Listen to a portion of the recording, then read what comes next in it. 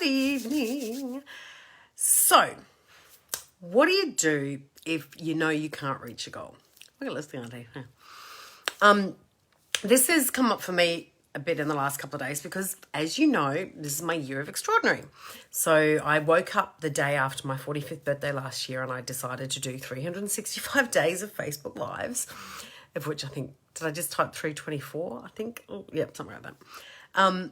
And along with that were a whole set of things that I set myself for that 12-month period to do or to be or to have or to earn there was so much stuff. There was things like a number of clients, there was income levels, there were fitness goals, there were house goals. There was so many things I wanted to achieve in that year. One of which was a Facebook Live every day, which I've done pretty well on. And over the last couple of days, I've thought about, okay, we're getting closer to this, 15th of June isn't that far away. In fact, 40 days away. And thank you, Amanda. And there's some I'm not going to get. And some of the ones that I'm not going to achieve are completely under my control. They've been completely under my control. And I've had to look at, well, why haven't I done them? What have I been thinking? Because we all know that we do things based on what we're thinking. So what are the things I've been thinking to prevent me from doing the things I wanted to do? It's very introspective stuff. And then, of course, there's been things that have been completely outside my control. So one of my goals, for example, was to be on 52 stages within that year, that 365 days. Well, managed a few of them, but then everything got cancelled. And I could have done more in the first half of that year and not been so impacted by the second half of the year thanks to what's going on in the world. Again, I have to look at why. Well, what was my part in that? Because you can't, when you're going for a goal, you can't blame not achieving it completely on external factors. Sometimes totally you can, but it's not that often. It's not that often, If I'd rebooked, another one was books I was reading. So I aim to read a book every week. I haven't done that so much this year. I've probably done a book every 2 weeks. I can't catch up in the next 4 weeks. That's not going to happen. So do I let myself off the hook? Do I go, well, did I slack off a little bit? Did I hope I was going to get it all done in 4 months, 5 months at the end of the year? What was the thinking behind it? Or, and this is another question you need to ask yourself, did I just set myself a really effing ridiculous goal? Because a lot of the time, that's what we do. A lot of the time we set the bar up here and it would take a miracle to achieve it. And then we get into that fabulous habit that we get as people as we go, well, see, I told you I'm hopeless. Yeah, told you. Didn't get my goal, so I'm clearly stupid, hopeless, cactus, too old, too fat, too dumb, too smart, too something to have actually done it. That's the stuff that goes on in our heads. When the reality is, we just set a bad goal. Is a goal good or bad? You know what I mean. We set an unrealistic goal.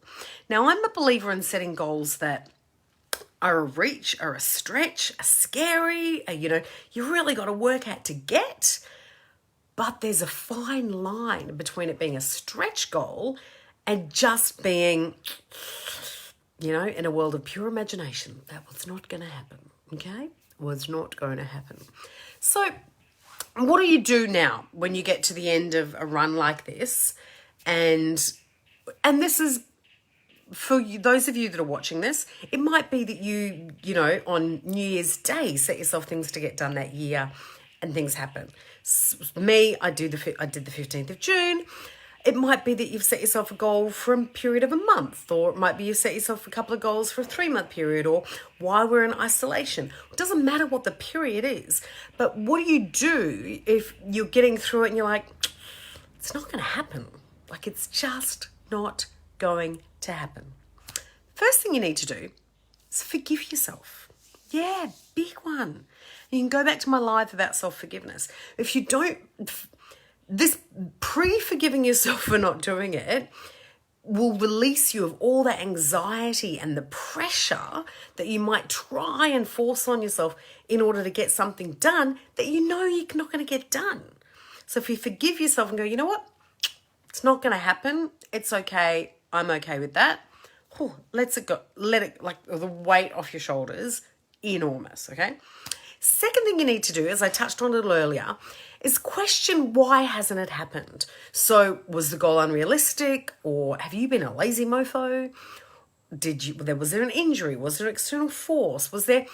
What was it that has prevented you from doing it? Okay? And on that one, it might just be you didn't want to do it. You set yourself the goal based on external factors, or thinking it was something you wanted, or everyone said, oh my God, you should do this, it'd be so great. And so you said it, and then you're like, oh, actually, no, I really don't want to learn Italian, so I didn't do it, So look, that could be part of it. Like, truly, truly could be part of it. Then the next thing you want to ask yourself is, what point can you get to? So if you don't want to do you want to drop it completely was one of those questions. I missed that one. Oops. And then if you don't want to drop the goal completely, at what point can you get to? How can you reassess so you're not necessarily completely letting it go, but you've just moved the marker. You've like dropped it. So you're like, oh, okay, well, maybe it wasn't a book a week, maybe whatever it is, Maybe it wasn't losing 543 kilos in 12 weeks. Because seriously, people set goals that are that crazy. How can you make it a different one so that you do achieve it, so that you do feel good? Because at the end of the day, we want everything we do to be the things that make us, build us up, the things that build our confidence, the things that make us feel better, the things that have us on fire, the things that electrify us, We don't want to do things that we feel bad because we didn't get there. That is not what goal setting is about. Goal setting is about who you become and what you do and how you feel as you're on that road. Goal setting is 9 times out of 10 not about the actual goal at the end. Okay? It's about the person you are while you're achieving it. Okay?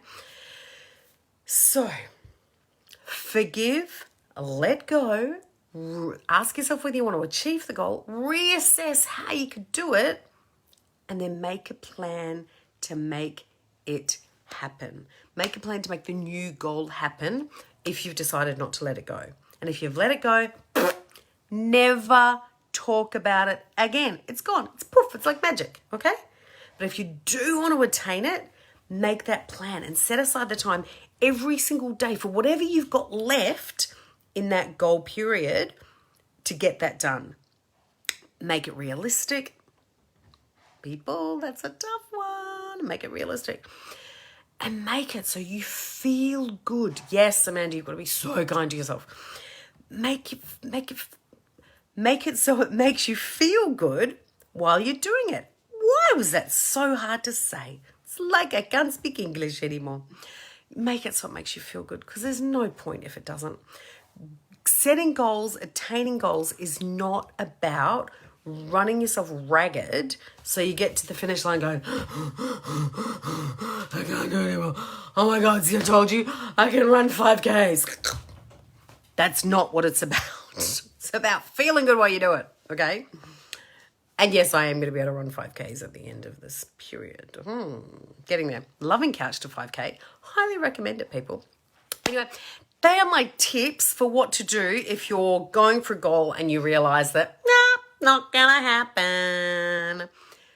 Forgive yourself, get over it, be kind to yourself, reassess, and make it so you can achieve it, so you are feeling good about yourself, because that's all we want. At the end of the day, we just want to feel good about ourselves. Mwah. Love to you all. See you tomorrow for Friday. Maybe we'll have Friday drinks tomorrow. And I've got to send out the invitation for the finale party. Yes. Day 365, we are going to have a party. And if we're not in kind of ISO, I'm going to invite some of you to join me in real life, having a champagne and a celebration. And if you can't get there for any reasons, we will be doing it on Zoom as well. So that's going to be so much fun. Cam, come to Sydney. Go on, I dare you. Mwah. Bye, guys. Have a great night.